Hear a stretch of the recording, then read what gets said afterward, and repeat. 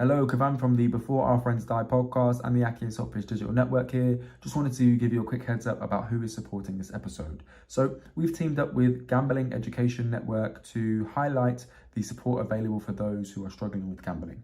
Now, we're not against gambling, and neither are Jen, by the way, but we are certainly there for more education around the topic.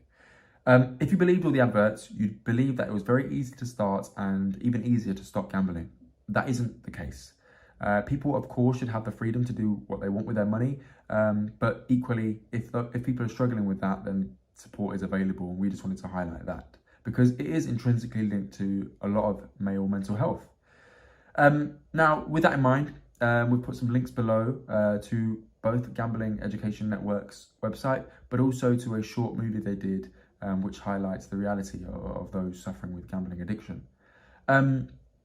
Aside from that as well, we also wanted to signpost the Samaritans, which is a support service available 24/7, 365, a stranger on the other end of a phone who's just there to have a chat. So that is available free of charge, 116 123. And also, of course, we are talking to Mental Coffee NN, and they host monthly coffee chats and meets. And the next one is the 10th of December at 10:30 a.m. at Bewitched Coffee in Northampton, Moulton Park. So please do drop by. We will be there as well, I'm sure. And keep an eye on their page as well. So there you go. Check the description for all those important links and enjoy the episode. Please do share it with those you care about. It was an incredibly vulnerable episode for all of us involved, and really, really enjoyed having that chat with Brendon. So enjoy the episode, take care, and see you next time. Yo, I'm Kavam. Yo, I'm Rash. And you are tuned into Before Our Friends Die on the akhi&saltfish digital network. This is the platform where we have the conversations we want to have before we leave this planet. With that in mind, let's go. Right, so today's episode is a very, very special episode talking about men's mental health.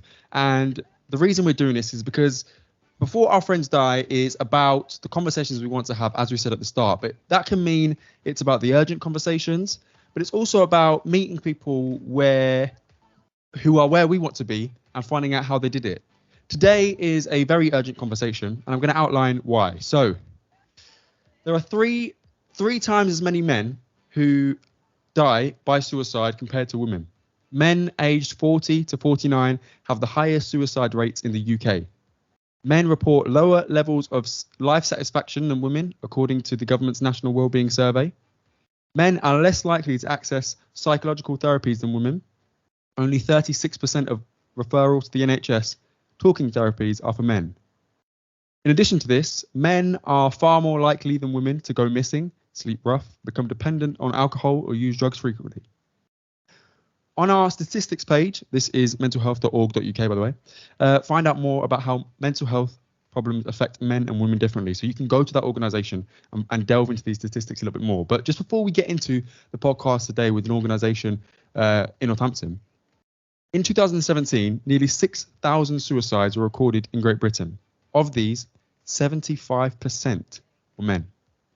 Suicide is the largest cause of death for men under 50, and that's why we're having this conversation today. Now, often people ask us, why is the podcast called Before Our Friends Die? Isn't that quite morbid? And generally speaking, it's not. We want to have these conversations because, well, all these conversations are a moment in time. And before we pass, we want to have these conversations, right? Yeah, 100%. But in this instance, this is a call to action. That before our friends die, let's have these conversations, right? Yeah. So a bit of an intense intro. I think it's fair to say. That was a mad intro. But I think it's important. It's really important that we have these conversations. So with that in mind, let's really go and introduce our guest today. We're joined by Brendon of Mental Coffee NN. Is that right? Yeah, that's right. Yeah. How you guys doing? Thanks for joining us, Brendon. Really appreciate you. So obviously my name's Kavan. This is Rash. We are the Before Our Friends Die podcast on the akhi&saltfish digital network. And I've been listening to a few of our episodes just to get a flavour of what sort of things we put forward. And I realised at the start, we never ask our guests, how are you? So, Brendon, from us to you, how are you? I'm going to answer this in the non-typical way because a lot of people like to just go, I'm good, thanks. Exactly, yeah. And I always stress asking people twice and looking at them and say, no, are you good? Like, I feel like asking that extra question really helps. But yeah, I'm getting there. I'm getting there. It's a struggle daily, but you have people around you talking to them. It helps you get through. But generally, I'm good. But it has its ups and downs. And do you appreciate that, I suppose, added level of inquiry when people ask, how are you? Like, because even I notice it, I'll be walking through a corridor. Hi, how's it going? Yeah, all good. How you doing? And it's quick, right? But do you think, like, particularly with this thought in the back of our minds in terms of men's mental health, that asking that added layer of inquiry is quite important?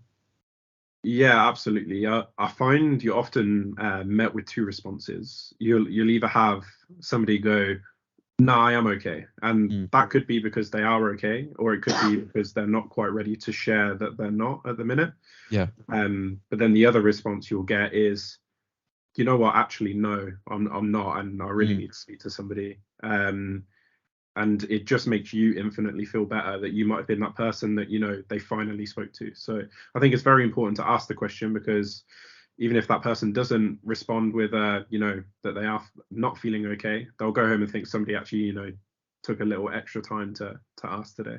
Yeah, and I think that's really important. Like, obviously in your day-to-day life also, but in your work life, I think work is probably one of the most transactional places we go to, and we'll get into some of these themes that I'm going to mention now later. But when you're in those transactional environments for a long period of time, it gets like, you, man. Yeah, you're just an alien. No one cares about me. Like, it's just I'm here to do a job and I'll move on, sort of thing. But when you encounter people like yourself, Brendon, who are going to inquire that little bit extra, it makes you feel valued a little bit more. So yeah, take that away as your first lesson if you're listening to this. Ask people how they really are and mean it. Right, so Brendon, our first question is a fairly simple but equally complex question. Who is Brendon? I'm 26. Been in Northampton my whole life. I've always sort of, I want to say I had my head screwed on, but I say I'm one of the lucky ones that's always known what they've wanted to do from an early age. I've never really I've always had this creative mindset. I've always wanted to help others. That's just been the sort of thing I've been brought up on from my mum and my dad and stuff like that. Yeah. So it's always been ingrained in me. So that was quite fortunate. But now I'm working a normal 9-to-5 job in sales. I feel like it's just the same thing every day sometimes, but it's rewarding to get home and know you've done a good job. But now, my main focus is things outside of work. So I like the word legacy. So leaving behind something that others will then go, "Oh, I remember him for that." Yeah. That's the sort of thing I'd love to be able to do. So what I'd say to that then is, I see the creativity right away. We go on them.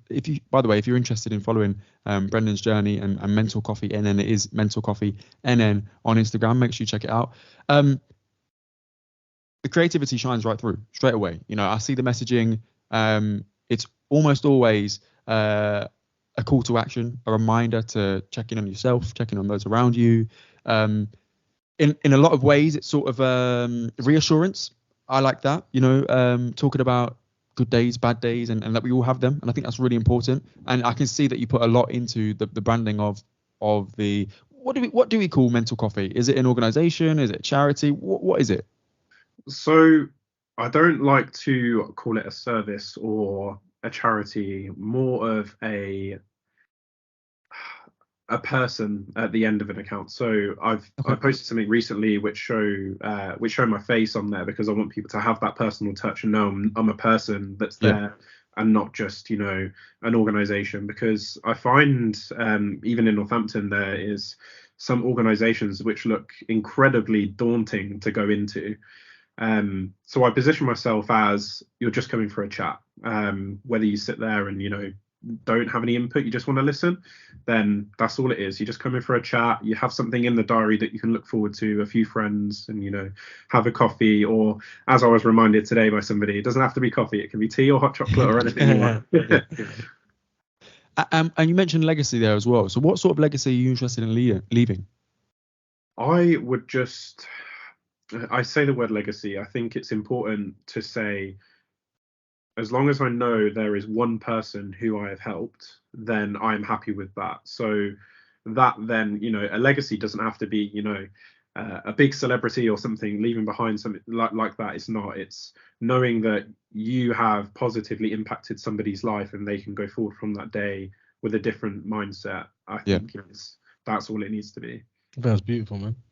And I think to be honest with you, we were looking at the pages today, and I love some of the content that you post. It's direct. There was a funny one that was that I read in a talk of, and I was like the one make today your bitch. Yeah. That was a good one. Literally. I saw it straight away and I was like, a little chuckle as well. But if you actually read it and look into it, it's true. Because we can't let our normal day beat us. We have to beat the day. If you know what I mean. Yeah, absolutely. Yeah, 100%. I feel like it's annoying that this is the case, but controversy sometimes sells. So like seeing something that you wouldn't normally see, such as that, it makes people go, oh, it catches people's eye. It's one of those things. It adds a different part of vim to your day as well. Like, I think sometimes the conversation around mental health can be like how we opened it, right? Just these daunting, scary statistics that you almost have no way of making a dent in or making things better because it's so bad. But when you say things like "make today your bitch," you're like, okay, like shit, let me get on it then. Like, let me have some purpose. And I think if we're going to talk about mental health, and our next question, just so you can prepare briefly, is what is mental health? But if we're going to talk about that, a lot of the themes that I come across is purpose, intention, having something to do in your day. And that isn't always the case for everyone. But, I listened to Tyson Fury today on the High Performance podcast, and he was talking about as soon as he achieved the heavyweight championship of the world, his purpose was out the window now. He'd done it. So that threw him off. But then when he was at his lowest point, his new purpose was to regain the heavyweight championship of the world. And that was a great thing. And then he was talking about how after every bout, he's got nothing left to do. Like he's just beat his mandatory, for instance. Now who else is there to face? Now, fans of ours, if you're interested in Super Senseis and combat sports, check that out, right? But we'd say there's always someone else. But in his mind, he's completed it. So he's always battling that I should quit while I'm ahead, but no, I need something to do. I need a purpose. And the way his personality works is that purpose needs to be brutal. That purpose can't be being a kind, loving father and only that. It needs to be a kind, loving father who is heavyweight champion of the world. It's really complex to hear him talk about it. But our next question is what is mental health to you, Brendon? Yeah, I mean, I'm just going to add something quickly onto that note you said, and I think the relentless side of this is winning the heavyweight championship. Obviously, incredible feat. It's hard to get there, but once you're there, there isn't that goal. But I personally think there's never ever going to not be somebody who needs help mentally, and I think that's the purpose of this. My goal is, to always be there should somebody need somebody to speak to or, message. So yeah, I think that's quite important purpose wise. But I think one of the things I always remember with what is mental health is you have to treat it like a physical illness. You often, this is shared quite a bit, but if you see somebody who's broken their leg, you wouldn't go up to them and say, oh, stop worrying about it, stop crying about it, just walk it off, you'll be fine, like don't worry. They've broken their leg, they can't move. Mental health is very much the same and can make you not be able to get out of bed as much as a broken leg would, but because you can't see it, people don't think it exists. So mental health to me can be absolutely anything. It can be not being able to get out of bed, it could be struggling with family members, I think the list could go on forever. But mental health is something that can't always be fixed but can always be helped. Yeah, that's deep, man. Because what it is when someone suffers with mental health, it's difficult, isn't it? It's difficult to actually help because then they would like the help, but they don't always want it, and I think that's what the issue is as well. I think it's just a situation to help someone is very hard. I think. If I can jump in there, Rachel, Brendon, you made a good point in terms of physical ailments versus mental ailments, but also the visible versus the invisible, right? And do you think it's difficult to help someone or some people with mental health challenges because they themselves haven't yet come to terms with the idea that, yes, this thing that I'm feeling in my mind is as important as something like breaking a leg, breaking an arm, etc., physical? Like, as much as it's difficult for other people to see it, it may be difficult as well for the person who is experiencing that to reconcile, accept help as well. Agreed. Yeah, 100%. I think I can use my own experiences from this. Is I probably fell to the fact that I didn't think I had any sort of mental illness. But once you go and see a GP and actually talk to them, and also, I mean, I think I might speak for a lot of people here. Just on a side note, going to your GP isn't always the best thing, because I find sometimes they have a one size fits all response to people that come in and say they feel a certain way. By all means, go down that route and just see what happens. But I think it's very important to speak to a number of people and tell them how you feel and see, their experiences. So yeah, it's very hard to come to terms yourself with the fact that you might have a mental illness. 100%. And if you don't mind me asking, what was that journey for you from, if we work backwards from going to the GP, what was that journey? What were those experiences like that made you think, yeah, maybe I should go see the GP? Yeah, so for me, it was at the start of lockdown. So I've always been a crazy positive person. Like, everyone always said, "Oh, you're so like positive, you're so good." And genuinely, I was I was that person. I felt that myself. I was always positive. Then lockdown hit, and I think this was a lot of the same for everybody. I spent time alone in a house for a long time. But then what would happen is I would get to a certain point in the day and start turning to alcohol.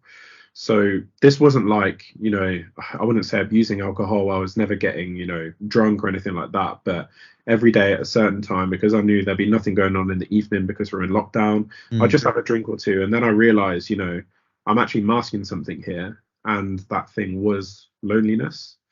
I was drinking those things because it numbed the thought that the thoughts in my head weren't going on when that happened. So I slowly realized, I can't keep doing this. It's gonna, for laughter of the word, it's gonna kill me. So I had to speak to somebody, and I thought, I'll go to my GP and see how that goes first of all.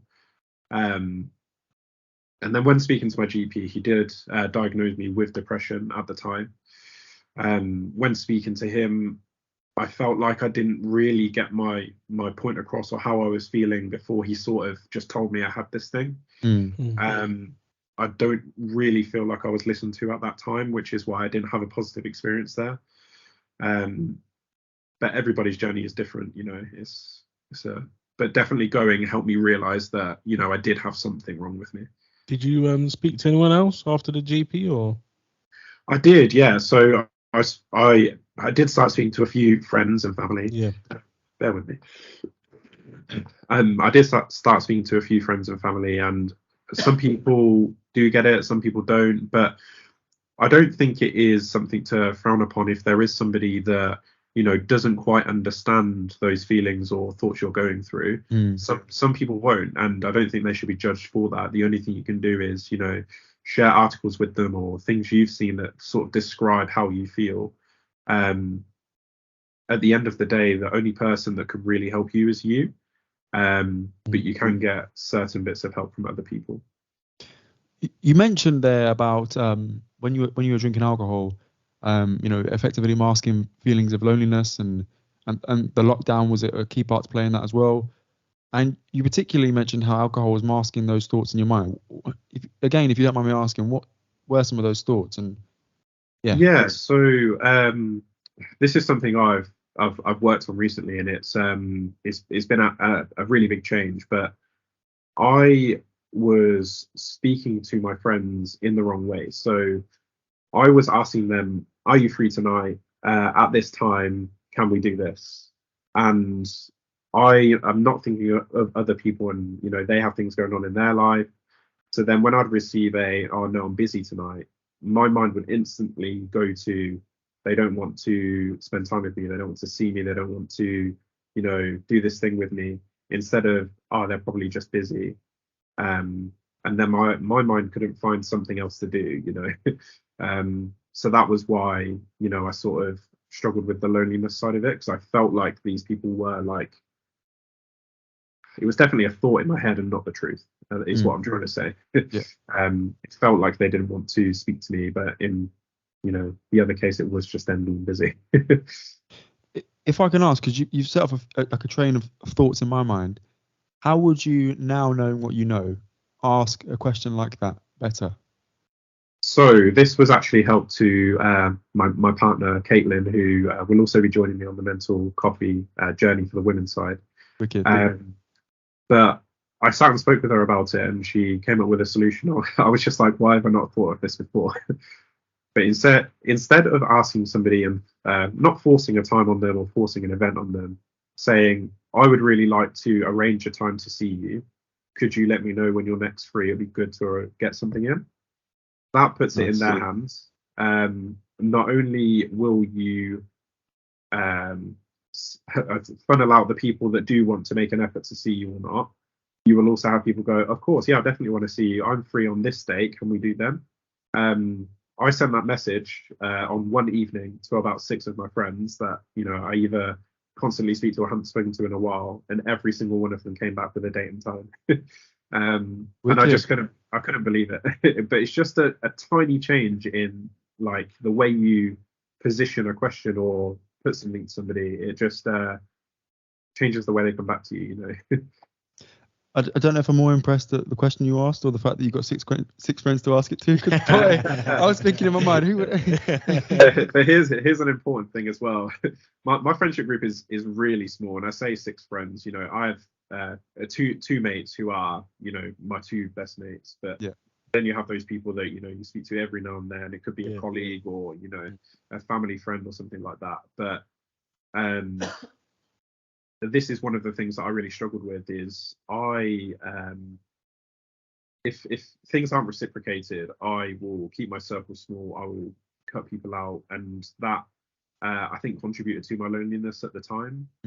But I think quality over quantity with friends all the time, and I will preach that to anybody. I think it's important to have people that would be there for you and have your back no matter what, than have 10 friends where 9 of them wouldn't be there for you if you needed them.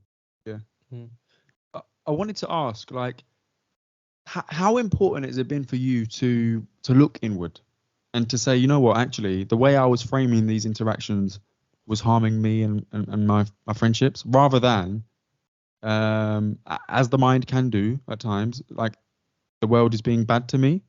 And how long has that process been? Because, how do I put it? It's difficult, isn't it? It's really challenging to sometimes reframe the way your mind thinks by default. But to be that self-aware is a positive trait, right? So what was that process like for you? I mean, I'll be totally honest. I've tried to figure out myself. I really have tried to figure out different ways of doing things, but just haven't really found that correct way. And it was speaking to somebody else that really helped me realize that. So Caitlin, my partner, just speaking to her about it and her saying, "Well, why don't you try this?" So I don't know if I ever would have found a way to get out of that, way of, dealing with relationships and friendships around me without speaking to somebody else. So I think, you can try as much as you can. You can every single day try something internally to make your life better, but sometimes you do need a different perspective, and that's why I think it's important to speak to people, no matter how big or small the problem is. So, talking of speaking to people, then let's jump into mental coffee. And then, if we were to give you the platform right now to say, tell us all you want us to know about it, and the audience in particular, what things would you tell them? So first of all, I would say I am just a friend, and Caitlin, who will be doing the women's meetings, is just a friend. It's like meeting up with a mate for a coffee. There's no pressure involved at all. There's no need to come and, you know, tell everybody your emotions or put it all on the table for everybody to hear.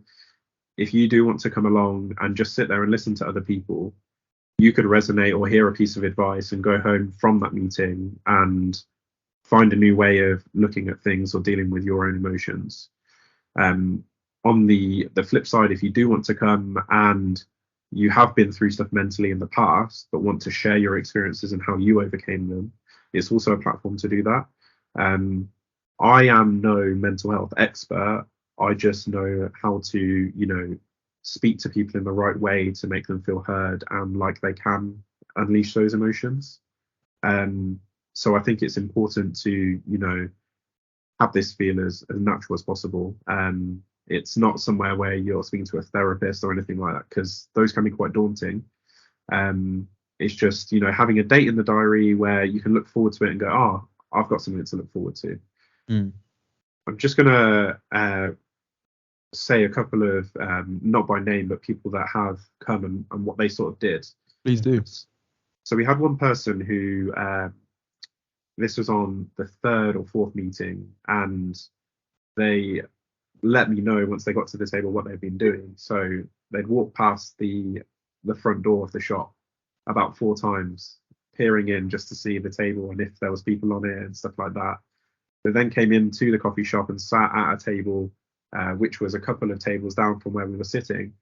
And then when they realised, you know, oh, they are just having a normal chat, they then came over and sat with us.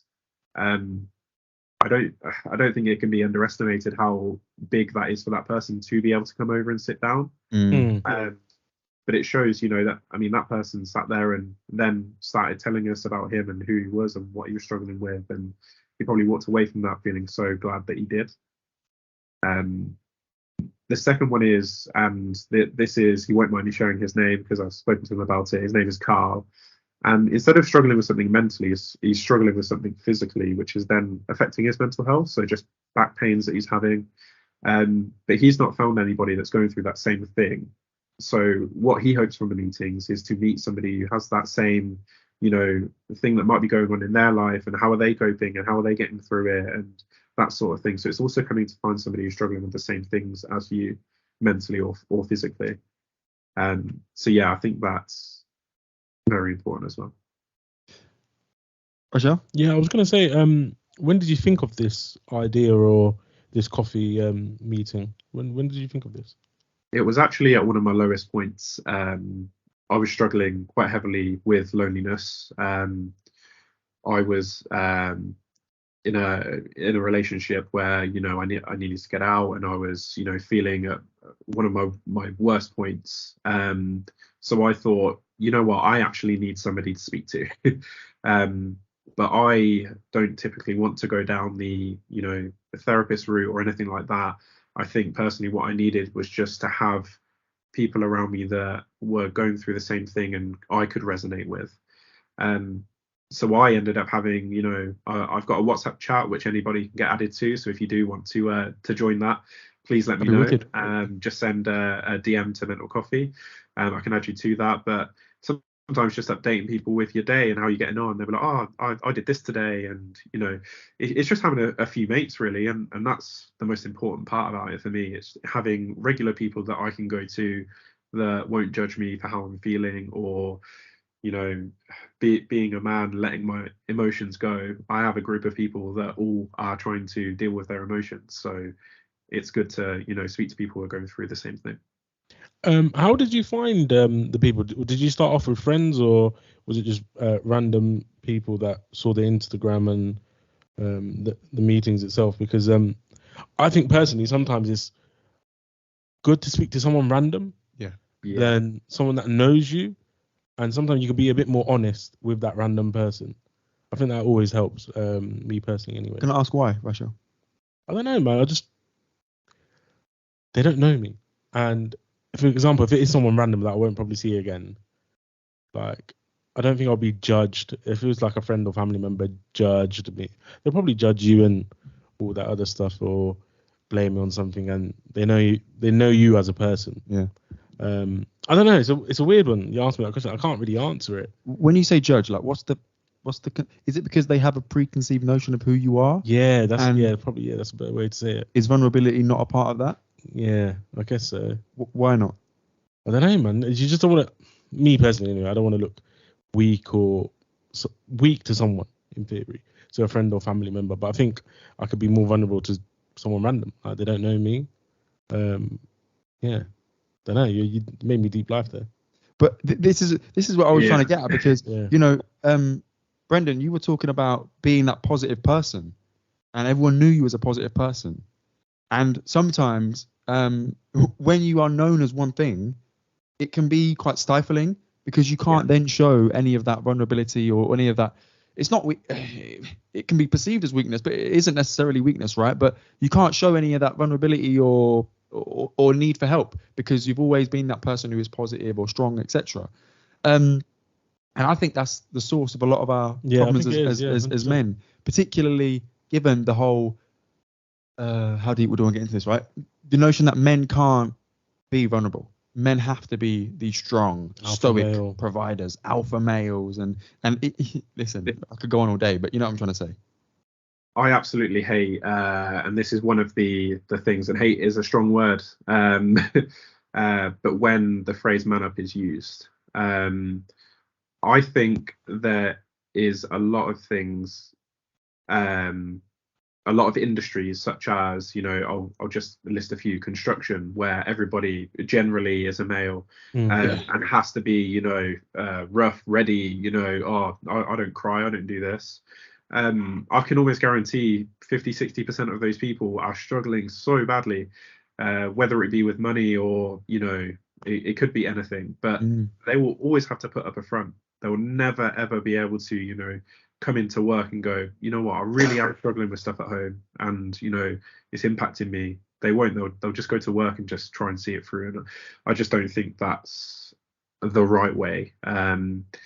I think it's important to add on to your note about speaking to your friends and family. You don't want to appear weak to them. But I think, you know, only you will know when the right time is, or maybe the right time is never. But speaking to somebody within that support network within your family, to, you know, to tell them how you feel, I think you'll actually be surprised with how they react. I don't think they're gonna, you know, tell you that, you know, oh, you're acting stupid or anything like that. You'll probably be surprised that they come back and be like, I had no idea. I think sometimes we have to lean into and this, I'm about to say a sentence that is a lot easier said than done, but sometimes we have to lean into those courageous conversations. And I'm saying this while listing off a list of the courageous conversations I haven't had in my own mind. Right? But I think sometimes we have to lean into those courageous conversations and, you know, have chats that are difficult for the sake of, even if you want to be selfish about it, for the sake of us, but also for the sake of others as well. You may then open up someone else, for them to open up to you. I wanted to talk about, Rachel, I'm going to say 2 words to you, and it's going to mean a lot to you, I hope. Okay. Brendon, this is going to mean absolutely nothing to you, but we'll explain it. Project Mind. Okay, yeah. So we were about 17, and you mentioned a guy who, Carl, I think his name was, who came to the coffee session, and he had a back problem, and that physical ailment led to him, you know, having challenges mentally. And that really, really resonated with me, because when I was about 17, I had some surgery on my both calves and both feet at the same time, which, as you can imagine, left me wheelchair bound for about 6 weeks until the body recovered, right? During the summer holidays as well. Some holidays, bro. Some holidays were rubbish. Got right in the middle of my driving lessons as well. But anyway, that led to a lot of things. Obviously, you know, I'm 17 years old, and my brothers are having to give me a piggyback to get to the car, or my little brother's pushing me around the park in a wheelchair. Like, it's real strange for me anyway, for the way I was living my life. It wasn't something I was accustomed to. And that, obviously, like, you don't want to call it your friends and say, yeah, do you want to come and chill? Like, oh, what can we do? I don't know, like, push me about, bro. Yeah, like, it just wasn't a conversation I wanted to have. I didn't want to be seen in a wheelchair at that time. So that obviously inevitably led to a bit of loneliness, right? And during that time, I thought, because I was having chats with people that basically alluded to the fact that I wasn't feeling too great. But again, it was like, oh, you're young, like you've got your whole life ahead of you. You'll be fine. What have you got to be worried about? And I thought, okay, so I know I'm going to get better. My body's going to recover. I'm going to be standing up again, and I'm going to be active, right? And all those sorts of things. I'll be able to see my friends again. All that's perfect, or will be perfect, you know. But at that time, I didn't feel able to talk. But what if someone was going through that day in, day out for longer than 6 weeks, for longer than the recovery period of time? What could we do to support them? And around the same time, we had an organisation called Young Enterprise come into school, and they encourage people to either set up commercial businesses or social enterprises. So along that vein, we set up a social enterprise called Project Mind, Rochelle and I and a few other friends. And that was really about making the invisible visible. So the same thing you mentioned about breaking an arm or breaking a leg is visible. Mental health is invisible. And importantly, young people's mental health, and in this instance, male mental health, is so overlooked because of what we presume of young people, and particularly what we presume as men. It's the biggest killer of men below 50. That's mad. That is a huge cry for help. If you look at the numbers, huge cry for help. And I still don't think we have those conversations often enough. And, you know, even reflecting on it, Project Mind is no longer a thing. This was when we were 17 years old. We're now 25, 26. So we've let that go. Was it easier at the time to let it go than to carry it on, do you think? And do you think that's why we did it? Yeah, 100%. So I think you know, we have to ask ourselves those questions in terms of like how committed are we? And I think maybe it's about starting small and then going big. I think we started too big. Has anything changed in them 7 years? I think so. I think it's a lot more of a topical conversation. I mean, Brendon, what are your thoughts in terms of, you know, we're a similar age. When you were 17, is this something that you were talking about, or is it something that is more acceptable now? I would say it's definitely, with the rise of social media in the last, I don't know how many years it's been going. It feels like too long now. But with the rise of social media, I think it's brought a lot of, I think the word buzzwords is a good thing to use. I think sometimes they are abused. People will, you know, take something and apply it to themselves when, you know, they don't quite have that, which is why I think it's important to speak to people. But I do feel like it's made people realize, you know, how bad they actually feel. And, you know, it's made, I'm trying to think of a good example of this, but there's some people that have gone through something and not realized what it is, not had a diagnosis, not been able to research that diagnosis and then find out how to help that, which I think, you know, with not always the best place to go, but with the power of Google, you can search how to, you know, how can I help myself with this problem I have? And you will find a list of things that you can start doing to help.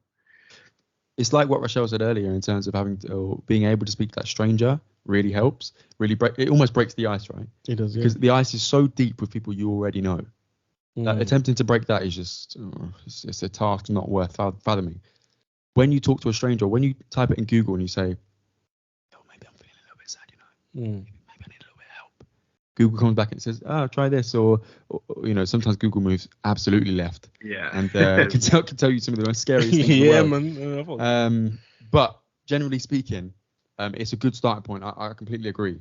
Yeah. Something else I want to pick up on is you mentioned buzzwords, and another one of the buzzwords that we've stumbled upon recently is about self-care. Now, I wanted to read out a post I saw on Twitter. So it's a picture of a battery. I would say I'd put this on the screen for the viewers, but editing is not my forte, so I'll read it out. You wouldn't let this happen. It's a battery like maybe 25% full, so 75% dead. You wouldn't let this happen to your phone. Don't let it happen to you either. Self-care is a priority, not a luxury. Now, before we get into that, I'd also like to add this comment I saw on the picture, which says, "Always good to remember that the language of self-care is increasingly used as a way of shifting managerial responsibility onto workers. The real question here is who's using up all your charge?" Which is, I think, a better thing to talk about, because yes, it's true. I wouldn't let my battery on my phone die if I can help it. And I'm probably a little bit less mindful of my own personal social battery, which is a fact, true. However, it is well worth noting that the notion of self-care puts all the responsibility and all the onus onto the individual. And actually, I'm not always the one draining my own battery. Sometimes work's and I love my job, right? Because anyone's listening. No, it But doesn't. sometimes work is there's a lot of pressure, or there's a lot of things to do, and I could deal with pressure because any interviewers are listening. But you know what I'm trying to say? Like sometimes life gets in the way, and it's not my responsibility to always fix the external factors. Lots to unpick there. But Rachel, I'll go to you first and let Brendon think. What are your thoughts on that? I think you're right though, man. Because work is a big factor. I think it does drain you a lot because pretty much if you got a normal 9 to 5 job, most of your day is there. Yeah, and then the prime hours of your day as well. Literally because that's why people live for the weekend. Literally, but I think you're right, man. It does get draining work. That's like 8 hours your day. You come home, you relax. Oh, but then you have to deep it. You go work, the commute. Yeah, you're still the commute. Yeah. Obviously, if you're working from home, you're living your best life. But obviously, some people still have to commute. Then you commute, you get home, you get changed, you do something, you watch a bit of TV. Then it's time to go to bed already. Yeah. And then what? You wake up and you're back to square one, back to work. And it is draining, man. If we look at Mental Coffee NN on Instagram, you talk a lot about fitness and eating well and all those sorts of things as well. Your capacity to do fitness during the working week is reduced. I don't care what anyone says. Yeah. It can be done, definitely, but at the sacrifice of what? Sleep, perhaps? Your capacity to eat 3, 4, 5 good meals a day is, again, hampered because of the work life. You know, maybe I am petitioning for a 4-hour work day and a 4-day work week. Maybe I am. Yeah. But on a serious note, it is really, really challenging, but self-care is important. So, Brendon, over to you in terms of to try and piece that all together, I suppose. Yeah, of course. And one thing I just want to quickly pick up on, and I'm only showing my own personal experience with this, is working from home for me was a big contributor to my spiral down to my mental health issues. But that's only because I worked in a team, and there may be other people that are similar to this, where the team was very, very small. So on a Monday morning, you would have a call and you'd see those people. The rest of the week is just you, your PC, your work. In lockdown, if you imagine, you have that one piece of sociability on that Monday morning, and then you speak to nobody until the following Monday morning. So you'll spend that whole day. Man. You'll spend that whole day working. You'll then finish. You've then got nobody to speak to or see after work because you're in lockdown. But some people don't have those friends that they can go out and see. So some people, the only people they speak to are the people at work. You know, they spend their weekends and don't speak to anybody else. Self-care to me is very important. And going back to the battery thing is, I think it's also important to find who charges you as well. Absolutely, yeah, good point. So you often see about relationships, for example, being, 100-100 instead of 50-50.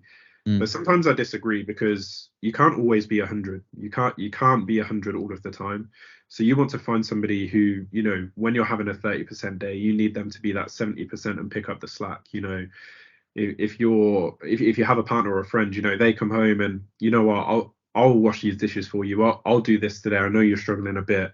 But then, when they're struggling a bit, you pick up the slack for them. So it's about dialing that up and down when, you're going through stuff. If I can ask you, Brendon, and I'm asking purely out of curiosity because I may benefit from your answer.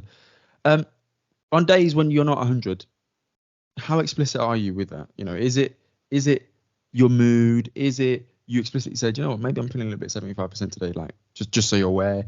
Is it maybe, I don't know, how do you communicate that? Is it overt? Is it implicit? I not try and keep it like, I don't try and hold it in, because I know it's best to get it out. But I think I try and internally process it before I then start speaking. But the problem is, in that time that I'm internally processing it, other people are noticing that I'm not quite, my normal self. So I think, it's important to say the words for me, just so I am struggling a bit today, just in case you notice my mood has changed. That's learning from the past, because previously I may have, come out, oh, just leave me alone, or stop speaking to me, or you lash out, right? Yeah, lash out at somebody, and that's not who you are. That's just because you're struggling. But I think if you let somebody know with just a short message or sentence like that, I'm just struggling a bit today, so just bear with me, they just give you, all the time in the world. And it's important to find those people that do allow you to be with your own emotions. I spoke to I was in a training session with a group of colleagues a few weeks ago, and one of my colleagues, I don't know if I should name them or not. I won't, because I don't know. Yeah. She mentioned that her boyfriend often uses the spoons analogy. I don't know if you're familiar with it, but effectively you start off the day, or you start off every day with about 10 spoons. Mm-hmm. I think this is how it works anyway. About 10 spoons. But obviously some days you're not operating at 100%. So you might say, do you know what? I'm dealing with about 3 spoons today. Can we just talk about this tomorrow? The spoons is what the unit of measurement is. Well, today, do you know what? I'm having a 10 spoon day. Like, what do you want to do? Let's figure it out. And you look at me like it's crazy, but when she explained it, it sounded really useful. And then I dropped it in a few conversations with family and friends, and it turns out they use it as well. So it completely has flew off my radar, but it is something people use. So if you're listening to this and you want maybe a little bit of a conspicuous way of just saying, you know what, I'm not feeling 100%, or vice versa, I am feeling 100%, the spoons analogy might work for you in terms of how many spoons are you working with today. So I think over the next couple of weeks, I'm going to ask Rochelle randomly, how many spoons are you working with today, mate? No spoons today, mate. No spoons. And just see how he responds. But so what's a spoon? Like a thing you're doing, or you're meant to finish, or your spoons is in your cutlery drawer. You know when like you might have a few friends round, or you've had guests round, or in your bedroom there's about 4 spoons because you've been eating whatever you've been eating. Yeah. And there's no spoons left in the cutlery drawer. That's an annoying day for the household, isn't it? Yeah. Sorry, I'm gonna cough. Apply that to this analogy as well. Okay. I mean, maybe I don't feel like you're buying into it, but if any listeners have bought into it, please get in touch with us. Yeah, sorry, you could also look into it like percentages. So like it's I'm 10%, 20%, 1 or 2 spoons. I guess. Yeah, I like numbers, so that works there. He's an accountant. Yeah, makes sense. I like numbers. That's what it is. When you said like 3 spoons, like what, 30%? Along the lines of like coping mechanisms and stuff like that, a good way I found of communicating with people. Sometimes people don't want to say words like at all, so they don't want to say any words at all. So if you have a partner or a friend, one way I found dealing with this is find the most random emoji that you can possibly find in your emoji library. Like it can be as crazy as you want. And whenever you send that emoji to your partner or your friend, they're struggling. They don't want to say words. They don't want to do anything, but they'll just send that one emoji and you'll go, okay, right, I either need to be there for you, or you can have another emoji for leave me alone. Just those sort of things, at least they're okay, but they've managed to, be able to communicate with you somehow through some means, without saying words. I'm going to ask you quite a difficult question, I think, because it's dawned on me that all of our examples that we've used communication, in terms of communicating how we feel to someone else has been a suggestion. Now, before I get to my point, when we was in primary school, I used to do this, like this or this, when we were friends or we're not friends, or even like we used to play this sick game. Looking back, actually, 10 when stop, yeah. And someone would say stop, and if you like them, we'd be like, oh, I stopped here. If you didn't like them, we'd be like, I forgot that game, man. Yeah, sorry to all the children whose feelings I may have hurt by doing this one even. But anyway, to the point I was trying to make. How does a lot of our listeners may not be the person who is struggling with their mental health, but they may be someone who knows someone who is or has struggled with their mental health. What sort of advice would you give them in terms of how they can be a kind listening ear or a supporting shoulder, or those sorts of things? Because right now we've relied a lot on the person who is suffering or struggling to reach out to others, but sometimes they may not know they're suffering, particularly if we get into the more complex cases of mental health.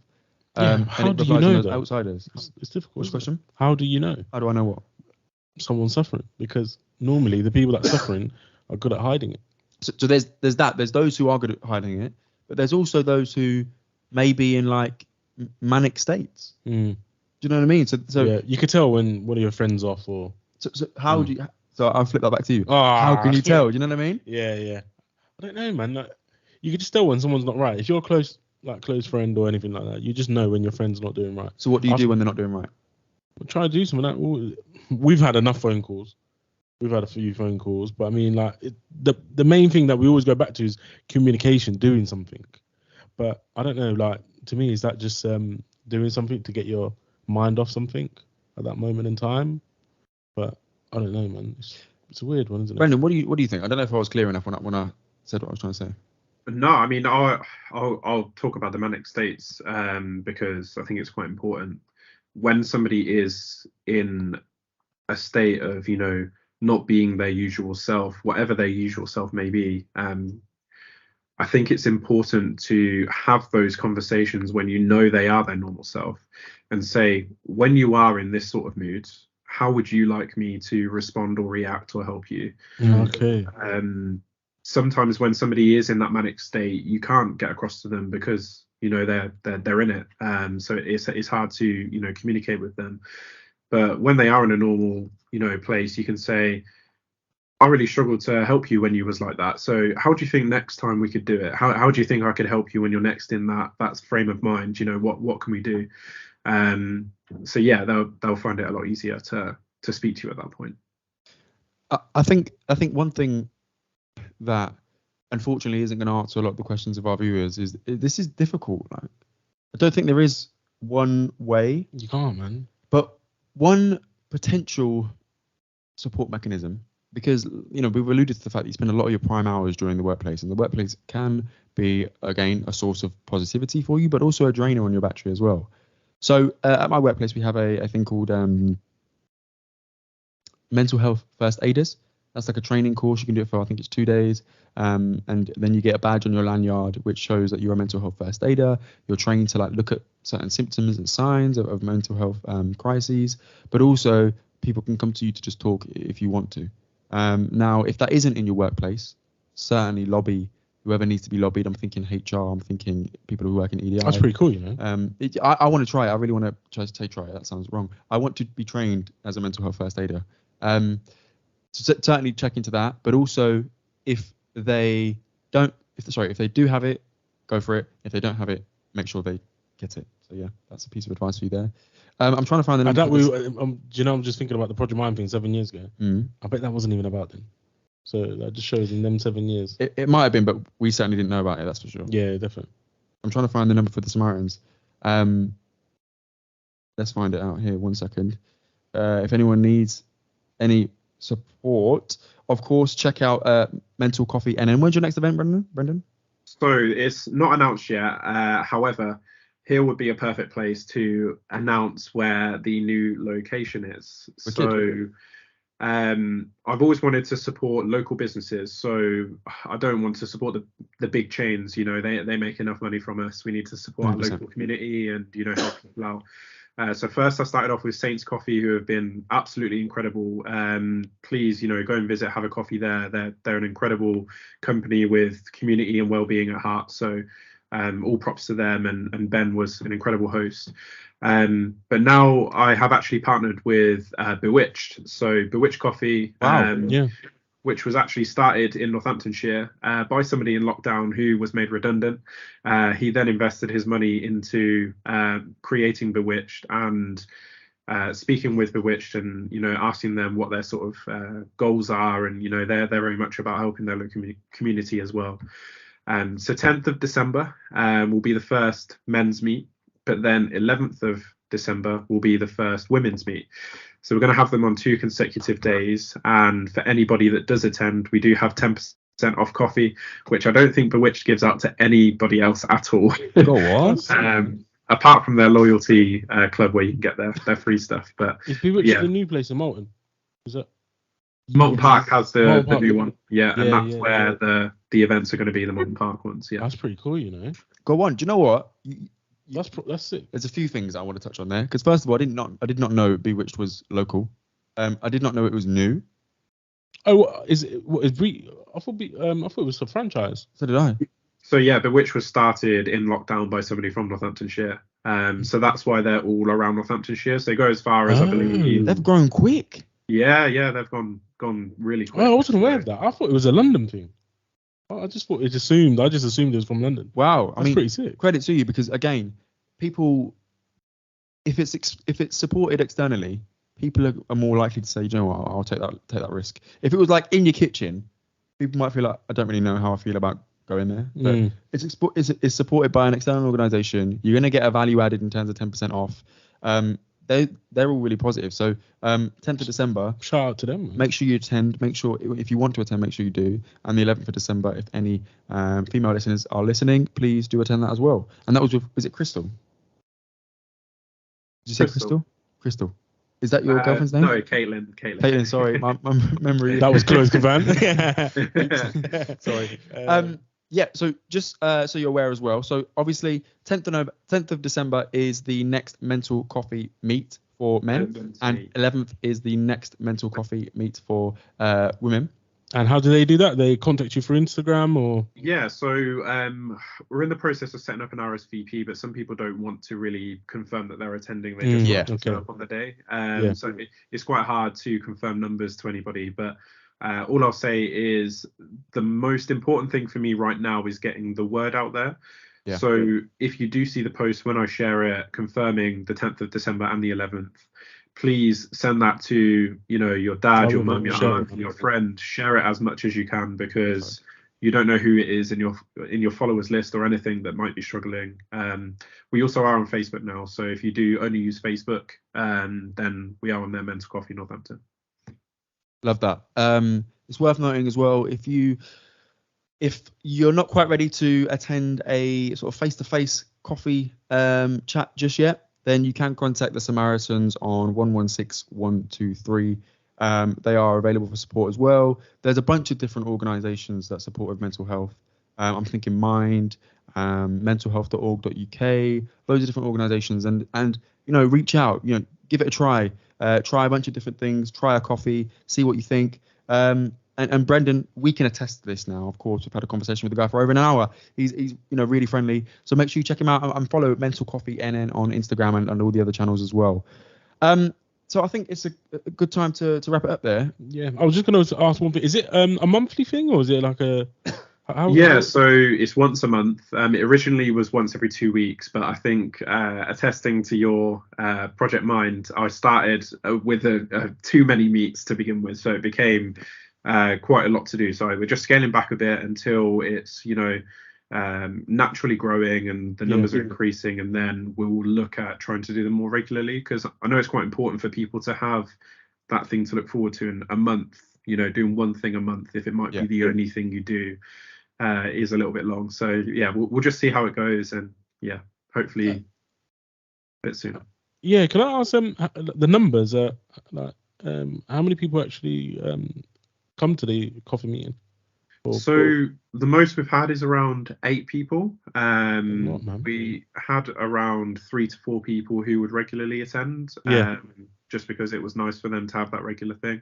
But typically it can be anywhere between, it could just be one person that comes and I just have a chat with them. It can change every time. But, even if I sat there and nobody turned up, which obviously wouldn't be great, but even if I sat there and nobody turned up, for somebody to go, if I need to, I can go and speak to that guy. He will be there and he is that constant.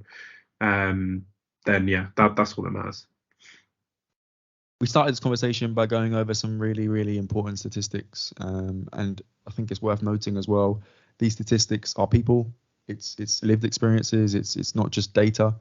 We also mentioned Tyson Fury, and one of the things he mentioned as well was about consistency in his life and routine and how important that is. So, Brendon, listen, props to you for putting your energy on the line, to try and make a difference in and build that legacy you spoke about. It's really commendable. And I think, look, from our perspective, this has been, in some ways, a really challenging conversation. 100%. Making us think about, our practices and the practices of those around us. But also, it's been an enlightening conversation as well, and a hope-filled one as well, because you've given us a lot of things to take away and implement in our own lives. If you're a man struggling with your mental health, please don't be afraid to sort of reach out and try a few times as well. We're all on a journey, I feel, and I think it's something that hopefully, if we have this conversation in 1, 2, 3 years time, we're going to notice marked differences in our own experiences, but equally in those statistics and those numbers. suicide being the biggest killer of men below 50 is not good enough. Society, we need to step up, and we need to That's such a scary support fact, each other. man. That's such a scary fact. Right, so that has been Before Our Friends Die on the akhi&saltfish Digital Network. You've been joined by me, Kavan, Me, Rush. and our fantastic guest, Brendon. So thanks so much for Brendon for joining us. Stick around, because this time next week you're going to be able to hear from Brendon as we get to know him. We ask him our signature 6 questions about Brendon. So stay tuned in for that. It's worth noting as well, if you want to get in touch with us and keep in touch with us, please do follow Before Our Friends Die Pod. Cough there. Before Our Friends Die Pod on Instagram, but also akhi&saltfish on Instagram too, or Twitter. If you've got any questions or comments, please do email akhi&saltfish@gmail.com, and do not forget, most importantly, to like, comment, share, subscribe, all those positive things. I keep going to cough. Lastly, if I could ask you one thing, share this episode and all our other episodes with a friend. I'm sure you'll agree there's an important message in here somewhere, so share it with a friend, a family member, or anyone you care about, and it will really help us out. So help us, help you, help them. Take care. See you soon. Shout out to Brendon, man. I'm gonna surprise you on one of the events. I love that. Yeah, it'd be good.